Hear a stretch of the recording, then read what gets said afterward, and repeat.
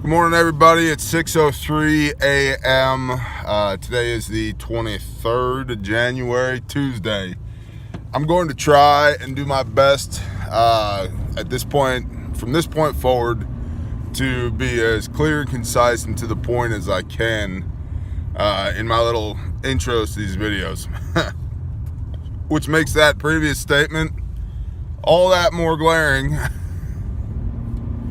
But I want to try and provide you guys the best value that I can through this product. Of course, it's free, and a lot of times you get what you pay for. So, that being said, I've noticed that a lot of preppers have an obsession with gadgetry. There's, you need tools, right? You need tools to perform a job, whether that job is survival or framing a house or balancing the books, right? Like, you gotta have tools. That's what differentiates human beings from the rest of the animal kingdom, other than the fact that we're ordained by God and put above it. But we use tools, right? So preppers love tools and gadgets and little knickknacks and stuff. The problem with a lot of these things is that they cost money, they take up space, and they're heavy. And maybe they're only a couple ounces, right? But those ounces add up to pounds, and that's those, ounces equals pounds, pounds equal pain.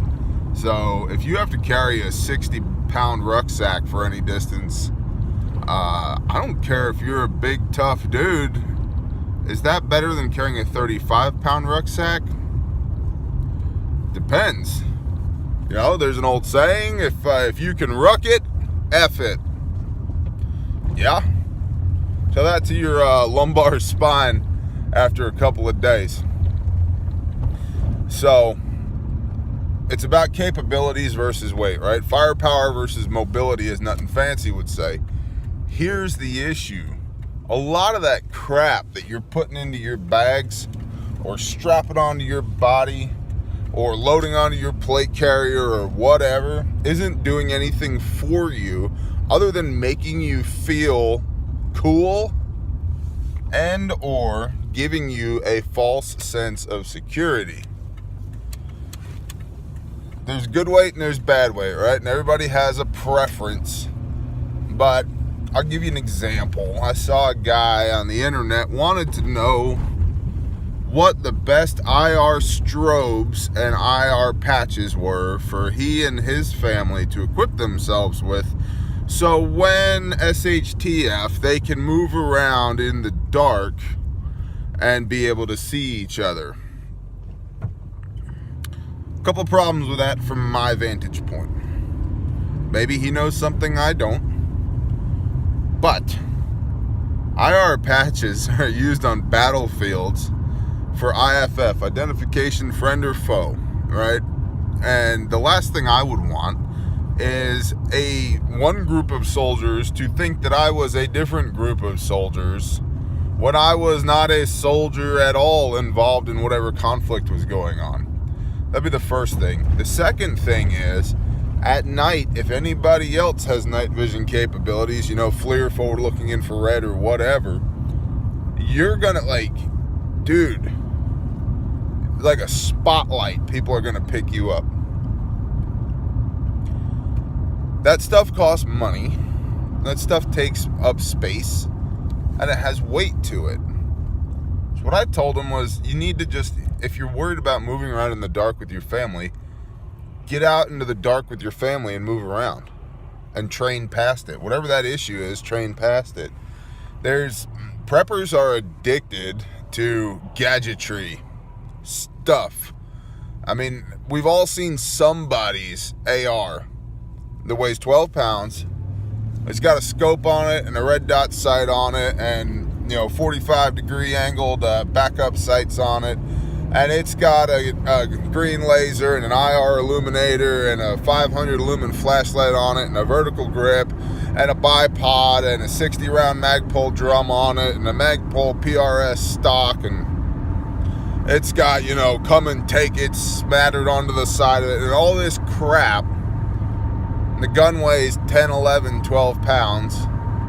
It's not it's not a good close range gun. It's not a good intermediate gun. It's not a good long range gun. It's just a gun, right? It's not purpose built. Right? Don't be that guy. Don't be that guy or that girl with your bug out bag, with your, survival vest, with your rifle, with your whatever. The reason a lot of us gravitate towards the gadgetry and the stuff is because the stuff is marketed to fill gaps in your skill sets. My recommendation is strengthen your skill sets.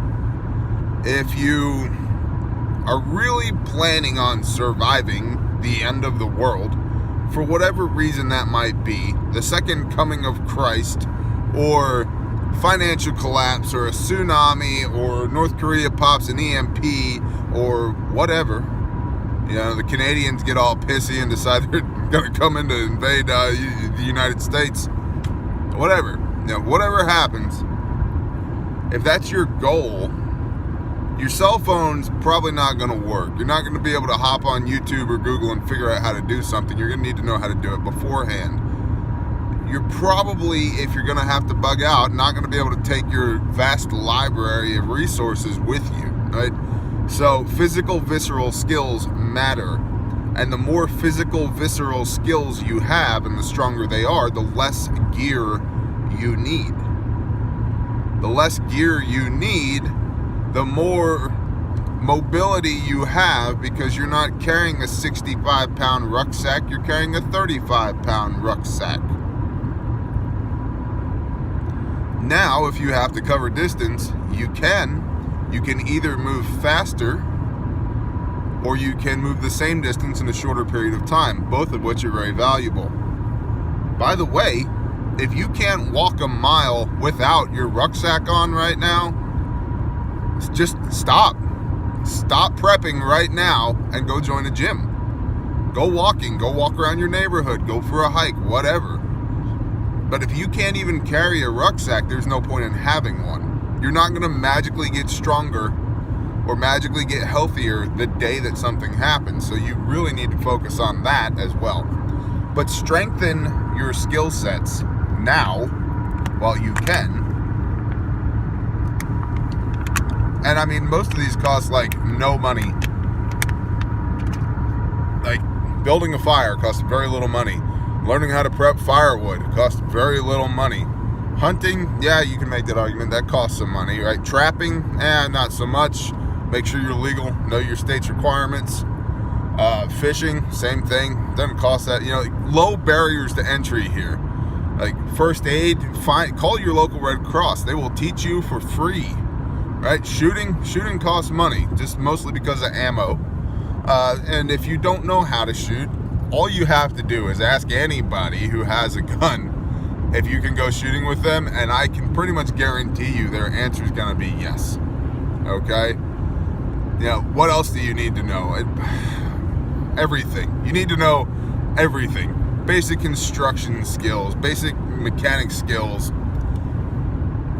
basic first aid, how to plant a garden. That's another one. That's very low barrier to entry. Buy some seeds, plant them. When they die, because they will, get some more seeds, or save seed, or whatever. Research that. Plant it again, and again, and again, and again. Learn how to amend your soil. Learn how to keep animals, right? Like all this stuff. It's like the guy that has, a backpacking saw, an SE7, an SE3, a folding knife, and a tomahawk all strapped to his bug out bag. Yeah. A Mora knife and a pack axe will get you. It'll get the job done, right? Or an Ontario RTAC 2, which is what I have strapped to my pack. An RTAC 2 and a Rat 3, which is on my belt, gets the job done. If you know how to use them. So don't be swindled into buying all this gear that you don't know how to use in the first place. learn the basic skills, right?